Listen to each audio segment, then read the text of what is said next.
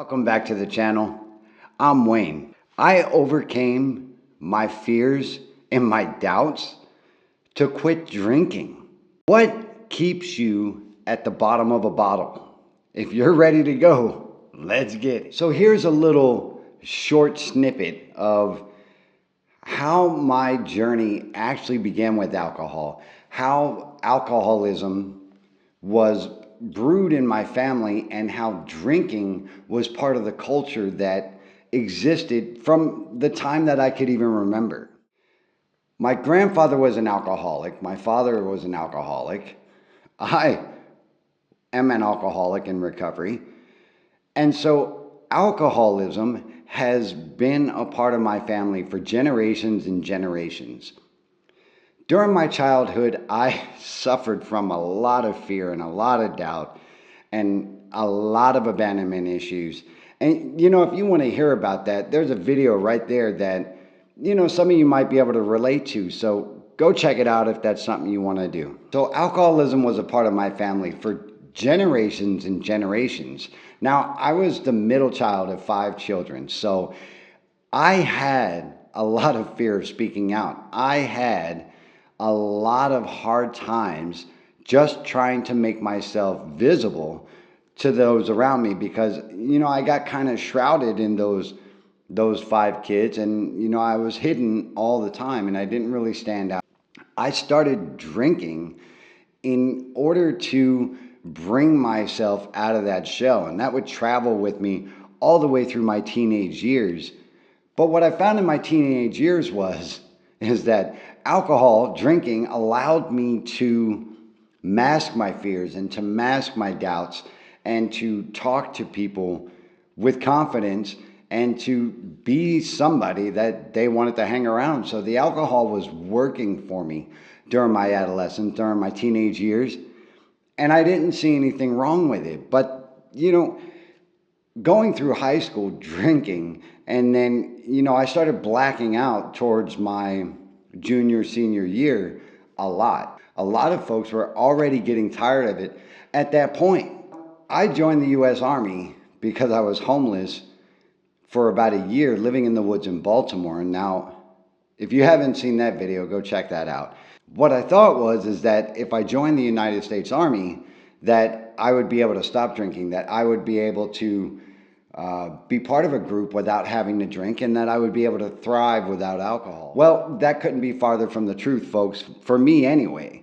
So as alcohol is part of the culture of the military, I naturally found that I was comfortable there, and I naturally found that, people wanted to party. I found that people wanted me to drink, which is like really bizarre, but again, that's what it is for me. I don't know what it is for you. Put them comments below, because somebody thinks they're alone and somebody needs to hear what you have to say.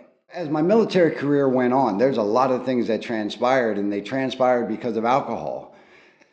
Drinking became, again, who I was, and drinking became tiresome for those around me.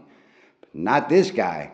I drank, I blacked out. I drank, I blacked out. But the problem is, folks, is I was in a profession, and, that doesn't really go too far. But my alcoholism would tell me, you know what, it's okay. You haven't gotten in that much trouble yet, so just keep going. So I kept drinking, and I kept drinking, and I kept drinking. And before I knew it, alcohol had taken completely over my life. It was making all of my decisions, and it was making bad decisions in my life. But I was an alcoholic, so therefore, I only knew that in order to solve that problem is to get drunk again. But towards the latter part of my career, folks, towards the latter part of my career, alcohol had taken almost everything. Now, I was a person of stature. I had people that I led, and I was still drinking. And drinking cost money. So me being who I was, I ran out of money because I drank it all every time I got it. And then I got married. When I got married, I continued the same thing. I continued the same behavior because I met my wife at a bar. and we drank together at first. And when she stopped drinking, I kept drinking. And that did not make matters any better at all. So that relationship had become tattered from that point. It had become poisoned by the poison that I was drinking. So alcohol has no longer become fun and is no longer something that I want to do. It's something that I have to do because I'm an alcoholic, because my brain wants it, because my body needs it, because my mind is now rewired to think that that is the only way I'm going to survive. So the choice came: my wife, my son, or my alcohol. And unfortunately, my friends, I chose to drink. I chose to hang up the phone and not pick it up again for the better part of 2 years. Tragic, I know, but that's where my drinking history went. Now, it's not all doom and gloom, folks. I have found a way to deal with my fears and doubts that give me a positive transition in life and help me to be a better person. But it would take a key moment in my life for that to happen, and it would take a key change in order to make my mind flip itself and say, you know what? Drinking is not going to work anymore. Drinking is no longer your solution. Drinking has no part in your life anymore. The way that I got there, folks, is that I was sitting with a counselor before, and I've said this before on this channel, but I was sitting with this counselor, and she found out that I was drinking after lying to her for 2 years. And then she looked at me in the eye and she said, Wayne, tell me you're not effing drinking. And it was at that point, that key point and shift, where I decided for once to be completely honest with myself and with everybody else around me and say, yes, I have. And that was a changing moment for me, because it was that day, folks, that I went to Alcoholics Anonymous, and it was that day that I no longer thought of alcohol as a solution for myself. I thought of alcohol as an adversary, as an enemy, and I would do everything to combat that enemy, and I would do everything to make the changes I needed to in order to make my life a little better. What that meant is that I had to overcome my fears and doubts, my guilt and my shame from 23 years of drinking, 23 years of poisoning my mind, my body, my family, my friends, and anyone else within my blast radius. Because that's what alcohol did. It exploded everything around me, and it destroyed everything in its path. When I decided that alcohol wouldn't work for me anymore, it meant two things. I had to learn how to cope with feelings, I had to learn how to digest emotions, and I had to learn how to respond appropriately to things going on around me versus running to the bottom of a bottle. If you can relate to that, my friends, do that daggone thing. Drop that comment below, because somebody is watching this video and they're like, I think I'm alone now. And that's not true. So if you need anything that I can do, just let me know. Hit me up. I'm here. That's what I'm here for. And I'm pretty sure that a lot of people who are watching this and in the comments can help as well. Resilience is a factor that I have to live by now.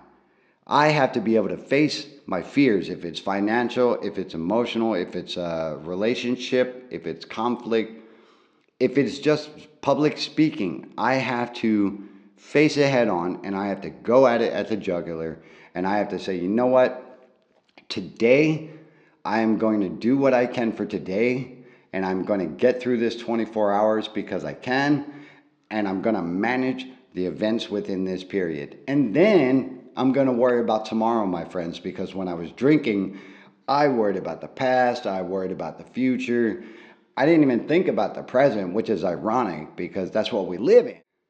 So by doing these things, I always put my mind in a downward spiral, and I always ended up doing what they call catastrophic thinking, and I would make that end result happen. So in this reality, in this present day, by facing my fears and my doubts and my guilt and my shame, if I have them, I have to address it head on, and I have to be able to say, is this fact, fiction, or is this something that I can deal with now, Or is this something that I have to attack very slowly?